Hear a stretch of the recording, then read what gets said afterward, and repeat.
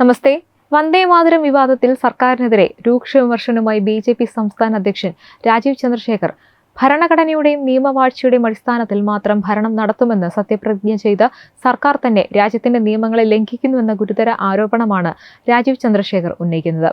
Vande Mataram parliament അംഗീകരിച്ച ദേശീയ ഗീതമാണെന്നും അതിനെ അവഗണിക്കാനോ തടയാനോ ഒരു സംസ്ഥാന സർക്കാരിനും അധികാരമില്ലെന്നും അദ്ദേഹം വാർത്താസമ്മേളനത്തിൽ വ്യക്തമാക്കി. 80 വർഷം മുൻപ് മുഹമ്മദ് അലി ജിന്നയും മുസ്ലിം ലീഗും സ്വീകരിച്ച നിലപാടിനോടാണ് ഇന്നത്തെ സാഹചര്യത്തെ രാജീവ് ചന്ദ്രശേഖർ താരതമ്യം ചെയ്തത്. എന്താണ് രാജീവ് ചന്ദ്രശേഖറിന്റെ ആരോപണം? കേരള സർക്കാരിനെതിരെ അദ്ദേഹം ഉന്നയിച്ച വിമർശനങ്ങൾ എന്തൊക്കെയാണ്? അദ്ദേഹത്തിന്റെ വാർത്താ സമ്മേളനം വിശദമായി പരിശോധിക്കാം. ആ ദൃശ്യങ്ങളിലേക്ക്. ഈ പത്രസമ്മേളനത്തിൽ പങ്കെടുക്കുന്നത് ബഹുമാനപ്പെട്ട പാർട്ടിയുടെ സംസ്ഥാന അധ്യക്ഷൻ ശ്രീ രാജീവ് ചന്ദ്രശേഖർജി, അതോടൊപ്പം കൂടെയുള്ളത് പാർട്ടിയുടെ മുതിർന്ന നേതാവും ദേശീയ എക്സിക്യൂട്ടീവ് മെമ്പറുമായിട്ടുള്ള PK കൃഷ്ണദാസ് ജി, പാർട്ടിയുടെ സംസ്ഥാന general secretary advocate S Suresh ji അവർകൾ എന്നിവരെ ഈ പത്രസമ്മേളനത്തിലേക്ക് സ്വാഗതം ചെയ്യുന്നു. അതോടൊപ്പം മുഴുവൻ മാധ്യമപ്രവർത്തകരെയും ഈ പത്രസമ്മേളനത്തിലേക്ക് ക്ഷണിക്കുന്നു. എല്ലാവർക്കും നമസ്കാരം. നമുക്കെല്ലാവർക്കും അറിയാം, ഇന്നലെ ഓഗസ്റ്റ് 15 നമ്മുടെ രാജ്യത്തിൻ്റെ സ്വാതന്ത്ര്യ ദിനമായിരുന്നു. നിയമപരമായ സ്വാതന്ത്ര്യദിന ആഘോഷത്തിൻ്റെ സമയത്ത് ദേശീയഗാനം, ദേശീയഗീതം പാടണം എന്ന് ഒരു ട്രഡീഷൻ നമ്മുടെ രാജ്യത്തിലുണ്ട്. പിന്നെ പാർലമെൻറ്റ് പാസ്സാക്കിയ ഒരു നിയമം പ്രകാരം ദേശീയ ഗീതം പാടുമ്പോൾ അത് കംപ്ലീറ്റ് ആയിട്ട് പാടണമെന്ന് ഒരു നിയമമായിട്ട് പാർലമെൻറ്റ് പാസ്സാക്കി. അത് കഴിഞ്ഞിട്ട് ആദ്യത്തെ സ്വാതന്ത്ര്യ ദിനമായിരുന്നു ഇന്നലെ. ഇന്ത്യ രാജ്യത്തെ എല്ലാ സംസ്ഥാനത്തിൽ അത് സ്മൂത്തായിട്ട് നടന്നു. എല്ലായിടത്തും ഫ്ലാഗ് ഹോയിസ്റ്റിങ്ങും ദേശീയഗീതവും ദേശീയഗാനം അത് ഏത് സർക്കാരാണെങ്കിലും എവിടെയാണെങ്കിലും അത് പാടി. ജമ്മു കശ്മീർ, ഹിമാചൽ പ്രദേശ്, ഉത്തർപ്രദേശ്, ഉത്തരാഖണ്ഡ്, തെലങ്കാന, കർണാടക, ആന്ധ്രാപ്രദേശ്, തമിഴ്നാട് എല്ലാ സംസ്ഥാനത്തിലും സ്വാതന്ത്ര്യദിനം ഇന്നലെ അവിടുത്തെ സർക്കാരും അവിടുത്തെ ജനങ്ങൾ സെലിബ്രേറ്റ് ചെയ്തു. നമ്മുടെ രാജ്യം ഇന്ത്യ ഒരു ഭരണഘടന വഴി ഭരിക്കുന്ന ഒരു സംവിധാനമാണ് നമ്മുടെ നാട്ടിൽ. നിയമപരമായ ഭരണം, നിയമ സംവിധാനം, റൂൾ ഓഫ് ലോ, കോൺസ്റ്റിറ്റ്യൂഷൻ ഉള്ള ഒരു രാജ്യമാണ്. നമ്മൾ ചൈനയല്ല, റഷ്യയല്ല, മിഡിൽ ഈസ്റ്റിൻ്റെ ഒരു രാജ്യമല്ല. ഇവിടെ ഒരു റിട്ടൺ കോൺസ്റ്റിറ്റ്യൂഷൻ ഉണ്ട്, ഒരു റിട്ടൺ റൂൾ ഓഫ് ലോ ഉണ്ട്. പക്ഷേ നമ്മൾ ഇന്നലെ കണ്ടത് എന്താണ്? കേരളത്തിൽ മാത്രം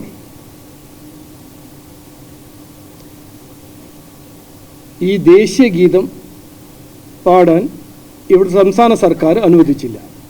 അവർ ഒരു റിട്ടൺ സർക്കുലർ പ്രകാരം അവരുടെ റിട്ടൺ സർക്കുലറിൽ എഴുതിയിരിക്കുന്നത് ദേശീയ ഗാനം മാത്രമാണ് പാടേണ്ടത്. ഇത് ചെയ്യുന്ന മുഖ്യമന്ത്രി ഭരണഘടനേൻ്റെ ഭരണഘടനമേൽ വെച്ച് പ്രതിജ്ഞ എടുത്തതാണ്. റൂൾ ഓഫ് ലോ പാലിക്കും, ഭരണഘടനയെ ലംഘിക്കില്ല, പാലിക്കും എന്ന് പ്രതിജ്ഞ എടുത്ത വ്യക്തിയാണ് ഇന്ന് ഈ സംസ്ഥാനത്തിൻ്റെ മുഖ്യമന്ത്രി. അപ്പോൾ ഇതിനെക്കുറിച്ച് രണ്ട് കാര്യങ്ങൾ ഇന്ന് ഞങ്ങൾ കൃത്യമായി BJP പറയാൻ ആഗ്രഹിക്കുന്നു. ഞങ്ങളുടെ നിലപാട് ഇതിനെക്കുറിച്ച് എന്താണെന്ന് ഞാൻ ജനങ്ങൾ മുമ്പിൽ വയ്ക്കാൻ ആഗ്രഹിക്കുന്നു. ഒന്ന്, ഇതിലൊരു സംശയവുമില്ല, ഈ സർക്കാർ, VD സതീശൻ നയിക്കുന്ന ഈ സർക്കാർ രാജ്യത്തിൻ്റെ നിയമങ്ങൾ പാലിച്ചിട്ടില്ല, നിയമങ്ങളെ ലംഘിച്ചു. ഇത് ഈ നാട്ടിൽ, ഈ രാജ്യത്തിൽ ഏത് നിയമങ്ങൾ പാലിക്കാൻ താല്പര്യമില്ല, അത് തീരുമാനിക്കാൻ ആർക്കും അനുവാദമില്ല. നിയമങ്ങൾ പാലിക്കണം. നിയമങ്ങൾ ലംഘിച്ചാൽ അതിൻ്റെ കോൺസിക്വൻസസ് ഉണ്ടാവും എന്ന് ഇന്ന് ഞങ്ങൾ പറയാൻ ആഗ്രഹിക്കുന്നു. അതിൽ ഒരു സംശയം ഉണ്ടാകാൻ പാടില്ല. എന്തായിരിക്കും കോൺസിക്വൻസസ്? അത് ലീഗലായിരിക്കോ, പൊളിറ്റിക്കലായിരിക്കോ, ലീഗലും പൊളിറ്റിക്കലായിരിക്കോ? ഇതെല്ലാം വരാൻ പോകുന്ന ദിവസങ്ങൾ ഞങ്ങൾ അതെല്ലാം ജനങ്ങൾ മുമ്പിൽ ഞങ്ങൾ മുമ്പോട്ട് അവതരിപ്പിക്കും. പക്ഷേ ചെയ്തത് ഇതിലാർക്കും സംശയം ഉണ്ടാകാൻ പാടില്ല. റൂൾ ഓഫ് ലോയിൽ വിശ്വസിക്കുന്ന ആരാണെങ്കിലും, ഭരണഘടനയിൽ വിശ്വസിക്കുന്ന ആരാണെങ്കിലും എല്ലാവർക്കും ഒരു സംശയവും ഉണ്ടാവാൻ പാടില്ല. ഇന്നലെ ഭരണഘടനയും ലംഘിച്ചു, നിയമ സംവിധാനത്തിനെയും ഈ സർക്കാർ മനഃപൂർവ്വം ലംഘിച്ചു. രണ്ടാമത്തെ കാര്യം, ഇത് കർണാടകയിൽ കോൺഗ്രസ് സർക്കാർ ദേശീയ ഗീതം പാടുമ്പോൾ, തെലങ്കാനയിൽ കോൺഗ്രസ് സർക്കാർ ദേശീയ ഗീതം പാടുമ്പോൾ, ഹിമാചൽ പ്രദേശിൽ BJP അല്ലാത്ത കോൺഗ്രസ് സർക്കാർ ദേശീയ ഗീതം പാടുമ്പോൾ, ജമ്മു ആൻഡ് കശ്മീർ ഒരു മുസ്ലിം മെജോറിറ്റി സ്റ്റേറ്റിൽ ദേശീയ ഗീതം പാടുമ്പോൾ, എന്തുകൊണ്ട് കേരളത്തിൽ മാത്രം, എന്ത് കാരണവശാലാണ് ഈ കേരളത്തിൽ മാത്രം ഇത് നടക്കുന്നത്? ഇത് ചോദിക്കേണ്ട ഒരു ചോദ്യമാണ്. ഇതിൻ്റെ മറുപടി ഞങ്ങൾ നിലമ്പൂർ ബൈ ഇലക്ഷൻ്റെ സമയത്ത് ഞാൻ പറഞ്ഞൊരു കാര്യം, പാർട്ടി മുമ്പോട്ട് വെച്ചൊരു കാര്യം ഞാൻ ഇന്ന് ജനങ്ങളെ ഓർമ്മിപ്പിക്കുന്നു. ഇന്ത്യൻ യൂണിയൻ മുസ്ലിം ലീഗും ജമാഅത്തെ ഇസ്ലാമിനെയും കേരള രാഷ്ട്രീയത്തിൽ മെയിൻ സ്ട്രീം ചെയ്ത് അവർ ഭരണത്തിനെ കൺട്രോൾ ചെയ്യാൻ തുടങ്ങിയാൽ അപകടം ഇവിടെ ഉണ്ടാവും എന്ന് ഞങ്ങൾ അന്ന് പറഞ്ഞതാണ്. 80 കൊല്ലം മുമ്പേ ഈ ഇന്ത്യനെ പാർട്ടിഷൻ ചെയ്തത് ഇന്ത്യൻ മുസ്ലിം ലീഗും അത് നയിക്കുന്ന ജിന്നയായിരുന്നു. ഇന്ന് മറ്റൊരു സംസ്ഥാനത്തിൽ ഒരു വിഷയമില്ല, പ്രശ്നമില്ല. പക്ഷെ ഇവിടെ മാത്രം ഈ പ്രശ്നമുണ്ട്. എന്താണ് അതിൻ്റെ കാരണം? ഇന്ത്യൻ യൂണിയൻ മുസ്ലിം ലീഗും ജമാഅത്തെ ഇസ്ലാമിയും കൺട്രോൾ ചെയ്യുന്ന VD സതീശൻ്റെ സർക്കാർ. ഞാനിത് ഒരു രാഷ്ട്രീയത്തിന് വേണ്ടിയിട്ടോ ഒരു വിവാദം സൃഷ്ടിക്കാനല്ല പറഞ്ഞത്. ഏറെ ഉത്തരവാദിത്വം കൊണ്ടും റെസ്പോൺസിബിലിറ്റി പറയുന്നതാണ്. എന്താണ് വ്യത്യാസം കർണാടകയും കേരളത്തിലും? എന്താണ് വ്യത്യാസം തെലങ്കാനയും കേരളത്തിൻ്റെ കോൺഗ്രസ് ഭരണത്തിൽ? ഒരൊറ്റ വ്യത്യാസമേ ഉള്ളൂ. ഇന്ത്യൻ യൂണിയൻ മുസ്ലിം ലീഗ് ജമാഅത്തെ ഇസ്ലാമിൻ്റെ ഈ സർക്കാരിൻ്റെ മേൽ ഒരു ഇൻഫ്ലുവൻസ് അല്ല, കൺട്രോൾ. മുസ്ലിംസിന് ഇതൊരു ഇഷ്യൂ അല്ല, ക്രിസ്ത്യാനികൾക്കൊരു ഇഷ്യൂ അല്ല, ഹിന്ദുക്കൾക്കൊരു ഇഷ്യൂ അല്ല. ദേശീയ ഗീതം, ദേശീയ ഗാനം അവരാരെയും ബാധിക്കുന്നില്ല. ഒന്ന് ആലോചിക്കൂ. ദേശീയ ഗാനം ജനഗണമന ഇന്നിപ്പോൾ ഞാൻ തീരുമാനിച്ചാൽ എനിക്ക് പാടണ്ട, കാരണം അതിൽ എൻ്റെ സംസ്ഥാനത്തിൻ്റെ പേരില്ല, ദ്രവിഡ് മാത്രമേ ഉള്ളൂ എന്ന് പറഞ്ഞ് എനിക്ക് ചെയ്യാൻ പറ്റുമോ? പിന്നെ എങ്ങനെയാണ് ഈ മുസ്ലിം ലീഗ് പറയുന്നത് വന്ദേ മാത്രം ഞങ്ങൾക്ക് പാടാൻ കഴിയില്ല എന്ന്? ഇത് ചോദിക്കുന്ന ചോദ്യമാണ്. ഇവിടെ വിഭജിക്കാനും ആ രാഷ്ട്രീയം, മുഹമ്മദ് അലി ജിന്നയുടെ രാഷ്ട്രീയം ഇന്ത്യൻ യൂണിയൻ മുസ്ലിം ലീഗ് ഇവിടെ കൊണ്ടുവരാൻ ശ്രമിക്കരുത്. ഞാൻ ഇപ്പോൾ ഏറെ റെസ്പോൺസിബിലിറ്റി പറയാണ്. തകരാറുണ്ടാവും, അപകടം ഉണ്ടാവും. നിങ്ങളത് ചെയ്യാൻ പാടില്ല. ഇത് നിയമങ്ങൾ പാലിക്കണം. നിങ്ങൾക്ക് ഒരു അനുവാദമില്ല. നിങ്ങൾ ദേശീയ ഗാനം പാടില്ല, ദേശീയ ഗീതം പാടില്ല, ഭരണഘടനയുടെ ഈ ആർട്ടിക്കിൾ ഞങ്ങൾ പാലിക്കില്ല, അതിനൊന്നും ആർക്കും അനുവാദമില്ല. ഒരു ഇന്ത്യൻ സിറ്റിസൺ ആണെങ്കിൽ കോൺസ്റ്റിറ്റ്യൂഷണൽ അവകാശമുണ്ട്, കോൺസ്റ്റിറ്റ്യൂഷണൽ ഡ്യൂട്ടിയുണ്ട്, ഉത്തരവാദിത്വമുണ്ട്. ഇത് നിങ്ങൾക്ക് ഇതുവരെ പഠിച്ചിട്ടില്ലെങ്കിൽ നിങ്ങൾ പഠിക്കണം. വന്ദേ മാതരം ദേശീയ ഗീതമാണ്. വന്ദേ മാതരം പാടണം എന്ന് പാർലമെൻറ്റ് പാസ്സാക്കിയ നിയമമാണ്. പാർലമെൻറ്റ് പാസ്സാക്കിയ നിയമം നാടിൻ്റെ നിയമമാണ്, രാജ്യത്തിൻ്റെ നിയമമാണ്. അതിനെ പാലിക്കാനൊരു ഫ്ലെക്സിബിലിറ്റി ആർക്കും കൊടുത്തിട്ടില്ല. അപ്പോൾ ഞാൻ അവസാനം പറയുന്നത്, ഇതൊരു ലീഗൽ ഇഷ്യൂ ആണ്, അതിന് കോൺസിക്വൻസസ് ഉണ്ടാവുമെന്നാണ് എൻ്റെ ഒരു അഭിപ്രായം. ഞാനൊരു വക്കീലല്ല, ഞാനൊരു വക്കീൽ ലോയിൽ വിദ്വാനല്ല. പക്ഷേ ഈ സംസ്ഥാനത്തിൻ്റെ സർക്കാരിന് ഇതിന് കോൺസിക്വൻസസ് ഉണ്ടാവുമെന്ന് എനിക്കൊരു അഭിപ്രായമുണ്ട്. മറ്റേത്, ഇങ്ങനത്തെ രാഷ്ട്രീയം മുസ്ലിം ലീഗും ജമാഅത്തെ ഇസ്ലാമിയും ഇവിടെ കൊണ്ടുവരാൻ ശ്രമിക്കുകയാണെങ്കിൽ BJP വിവാദത്തിൽ പെടാനോ വിവാദം ഉണ്ടാക്കാനോ ഒരു കെയോസ് ഉണ്ടാക്കാൻ ഞങ്ങൾക്ക് താല്പര്യമില്ല. പക്ഷേ നാടിന് വിഭജിക്കാൻ ഈ മുഹമ്മദ് അലി ജിന്ന ചെയ്ത കാര്യങ്ങൾ ഇനിയിപ്പോൾ ഇവിടെ കുഞ്ഞാലിക്കുട്ടിയും അവരുടെ ഇന്ത്യൻ യൂണിയൻ മുസ്ലിം ലീഗും ജമാഅത്തെ ഇസ്ലാമി ശ്രമിച്ചാൽ ഞങ്ങളത് അങ്ങനെ കൊടുക്കില്ല, വിട്ടുതരില്ല. ഇന്നു മുതൽ BJP ഇതിൻ്റെ ഒരു അവയർനെസ് ക്രിയേറ്റ് ചെയ്യാൻ ഞങ്ങളൊരു വലിയ പ്രോഗ്രാം തുടങ്ങാൻ പോകുന്നു. ഈ വിഭജന രാഷ്ട്രീയം, ഈ ഒരു കോൺസ്റ്റിറ്റ്യൂഷൻ വിതിൻ കോൺസ്റ്റിറ്റ്യൂഷൻ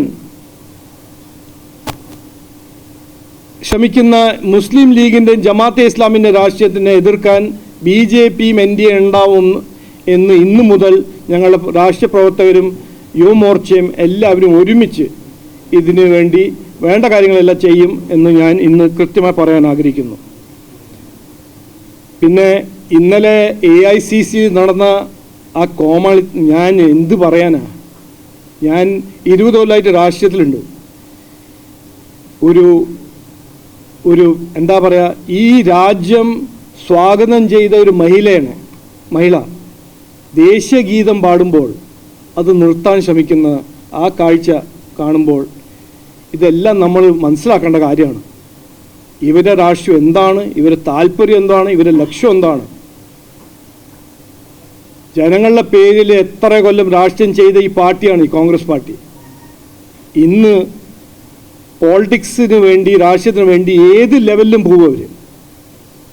മുസ്ലിം ലീഗിൻ്റെ മുമ്പിൽ പോയി സറണ്ടർ ചെയ്യാൻ തയ്യാറാണ്. ഭരണഘടനയുടെ എതിരെയും നിയമം സംവിധാനത്തിൻ്റെ എതിരെയും പ്രവർത്തിക്കാൻ തയ്യാറാണ്.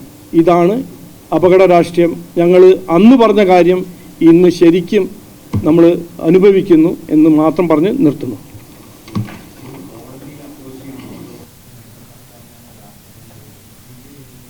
അല്ല, അത് ചെയ്യേണ്ട കാര്യങ്ങൾ ഞങ്ങൾ ചെയ്യും. ഞങ്ങൾ മാത്രമല്ല, ഇത് ഒരു കോൺസ്റ്റിറ്റ്യൂഷണൽ ബ്രീച്ചാണ്, ലീഗൽ ബ്രീച്ചാണ്. ഒരു സ്റ്റേറ്റ് ഗവൺമെൻറ്, ഒരു constitutionally sworn in state government ഇന്ത്യൻ്റെ നിയമങ്ങൾ ലംഘിക്കുന്നു, പാലിക്കുന്നില്ല എന്ന് കണ്ടാൽ അത് എന്ത് ചെയ്യണമെന്ന് ഞാൻ ഒരു ചെറിയ ആളല്ലേ, എന്നേക്കാൾ കൂടുതൽ വിദ്വാനായ കുറേ പേരുണ്ടല്ലോ, അവരെല്ലാം അത് പരിശോധിക്കും, ചെയ്യേണ്ട കാര്യങ്ങളെല്ലാം ചെയ്യും. കാരണം അങ്ങനെ വിട്ടുകൊടുക്കാൻ പറ്റില്ല.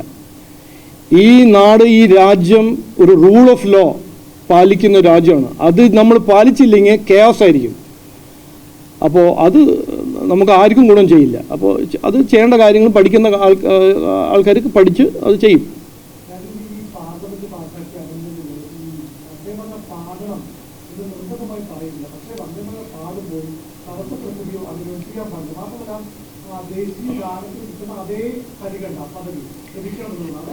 ഇതിൽ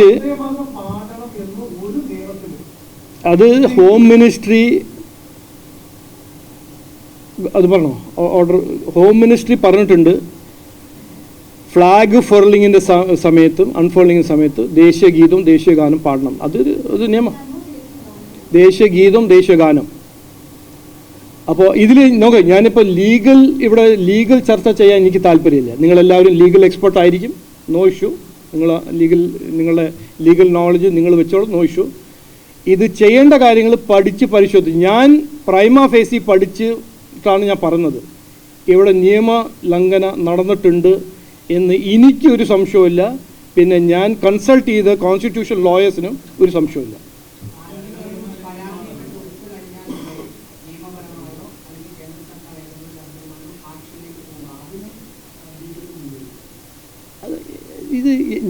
ഈ പ്രശ്നം ഞങ്ങളുടെ പ്രശ്നമല്ല, ഇത് എല്ലാ മലയാളികളുടെ പ്രശ്നമാണ്, ദേശസ്നേഹികളുടെ പ്രശ്നമാണിത്.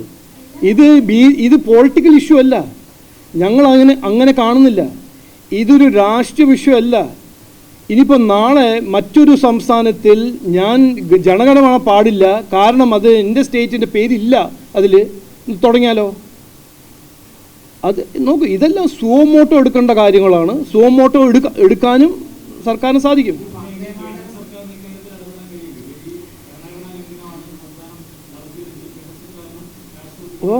കഴിയും എന്നാണ് എൻ്റെ ഒരു അഭിപ്രായം.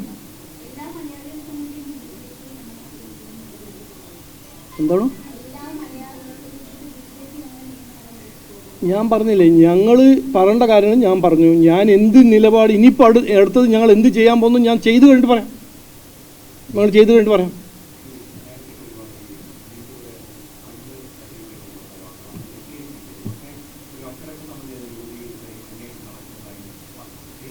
അത് കമലേഷൻ, അത് നിങ്ങളാണ് പറയുന്നത്.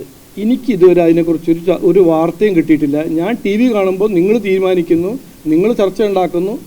ഇനി നിങ്ങൾ തന്നെ തീരുമാനിച്ചോളൂ ആരാണ് എടുത്തത്, എന്താണ് ഡിസിപ്ലിനറി കമ്മിറ്റി തീരുമാനിച്ചത്, നിങ്ങൾ പറഞ്ഞോളൂ. നിങ്ങൾ എനിക്കൊരു മെമ്മോ ആയിട്ട് അയച്ചാൽ മതി.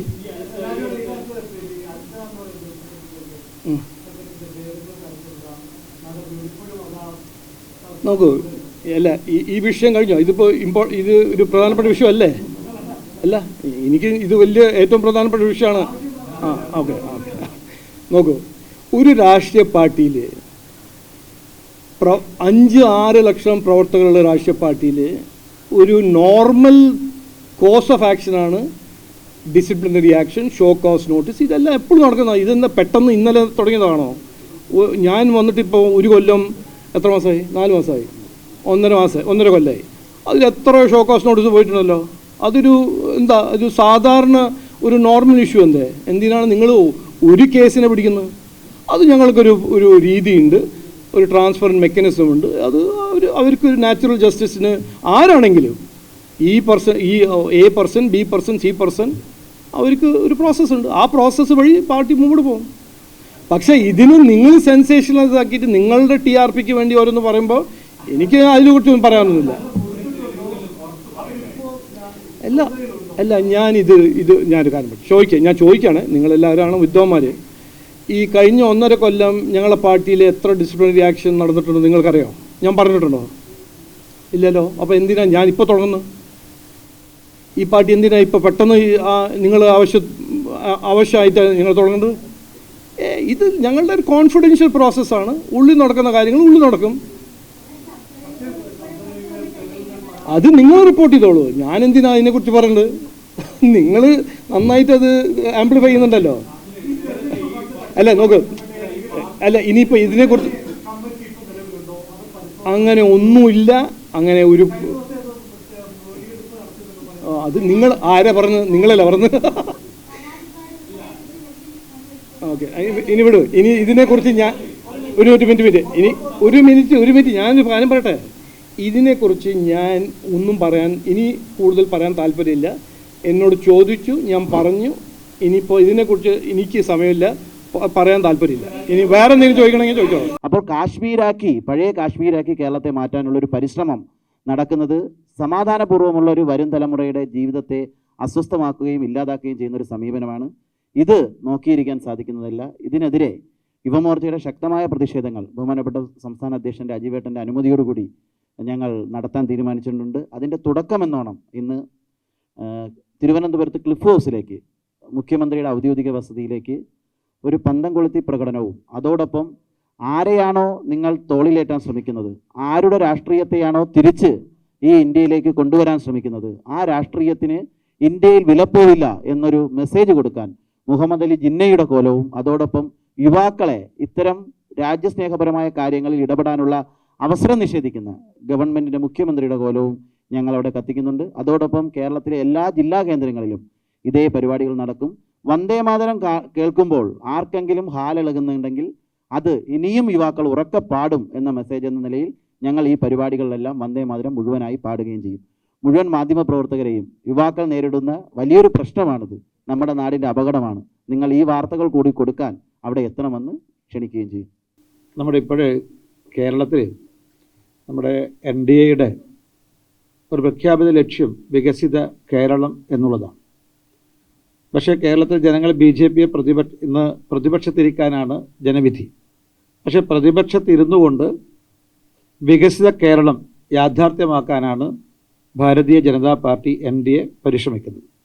ഇതിനു വേണ്ടിയിട്ട് 3 വർഷക്കാലം ഒരു വികസിത കേരളത്തിൻ്റെ ബ്ലൂ പ്രിൻ്റ് തയ്യാറാക്കി അതിനടിസ്ഥാനത്തിൽ നമ്മുടെ സംസ്ഥാന അധ്യക്ഷൻ ശ്രീ രാജീവ് ചന്ദ്രശേഖർജിയുടെ നേതൃത്വത്തിൽ കേന്ദ്രത്തിൽ എല്ലാ മന്ത്രിമാരെയും കാണാൻ ഞങ്ങൾ തീരുമാനിച്ചിട്ടുണ്ട്. കഴിഞ്ഞ ദിവസം നമ്മുടെ പ്രധാനമന്ത്രിയുമായി സംസ്ഥാന അധ്യക്ഷൻ നടത്തിയ ചർച്ചയുടെ അടിസ്ഥാനത്തിലാണ് ഇത്തരമൊരു തീരുമാനം കൈക്കൊണ്ടിട്ടുള്ളത്. അതിൻ്റെ ഭാഗമായി കഴിഞ്ഞ ദിവസം ഞങ്ങൾ നിതിൻ ഗഡ്കരിജിയെ കണ്ടിരുന്നു, ശ്രീ രാജീവ് ചന്ദ്രശേഖർജിയും അതുപോലെ ഒരു പ്രതിനിധി സംഘം കണ്ടിരുന്നു. റെയിൽവേ മന്ത്രി ശ്രീ അശ്വിനി വൈഷ്ണവ്ജിയെ കണ്ടിരുന്നു. ജലശക്തി മിഷൻ കൈകാര്യം ചെയ്യുന്ന CR പാട്ടീൽജിയെ കണ്ടിരുന്നു.